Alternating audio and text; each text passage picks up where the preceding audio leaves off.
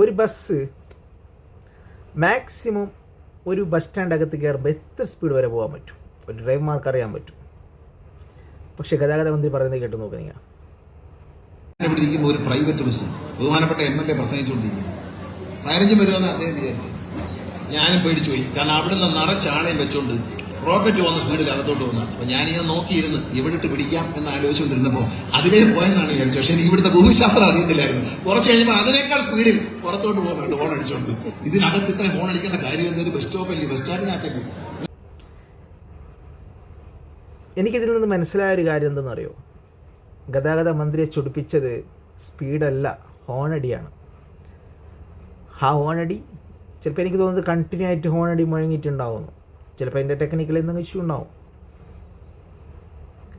Electric items അല്ല, പറയാൻ പറ്റില്ല. ചിലപ്പോൾ ജാം ആയിട്ടുണ്ടാവും. അല്ലാതെ ഒരാളും കണ്ടിന്യൂ ആയിട്ട് ഒരിക്കലും ഹോൺ അടിക്കാല്ല. ഹോൺ അടിക്കുന്നതിനാണ് ഒരു മുന്നറിയിപ്പാണ്. ബസ് സ്റ്റാൻഡകത്ത് കയറുമ്പോൾ ഏതൊരു ബസ് ഹോൺ അടിക്കും, ഒന്ന് മാറി നിൽക്കാൻ ശ്രദ്ധിക്കാൻ. കാരണം ബസ് സ്റ്റാൻഡകത്ത് പല ടൈപ്പിലുള്ള ആളുകളുണ്ട്. മൊബൈൽ നോക്കി കളിക്കുന്നുണ്ടാവും, മൊബൈൽ നോക്കി നടക്കുന്നുണ്ടാവും, പരിസരബോധമില്ലാതെ നടക്കുന്നുണ്ടാവും.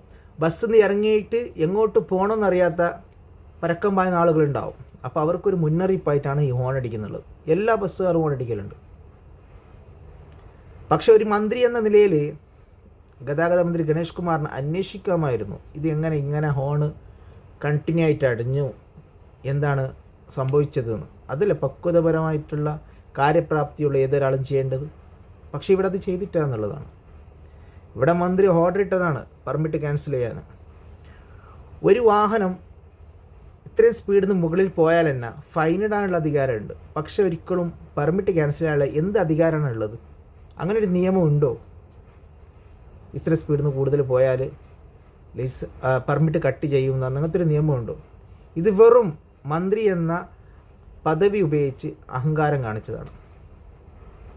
തീർച്ചയായിട്ടും അങ്ങനെയാണ് ക്യാൻസൽ ചെയ്യുന്നുണ്ടെങ്കിൽ ഇതേ മന്ത്രിയുടെ നാട്ടിൽ സർക്കാർ ബസ് തലയുടെ കയറി ഇറങ്ങി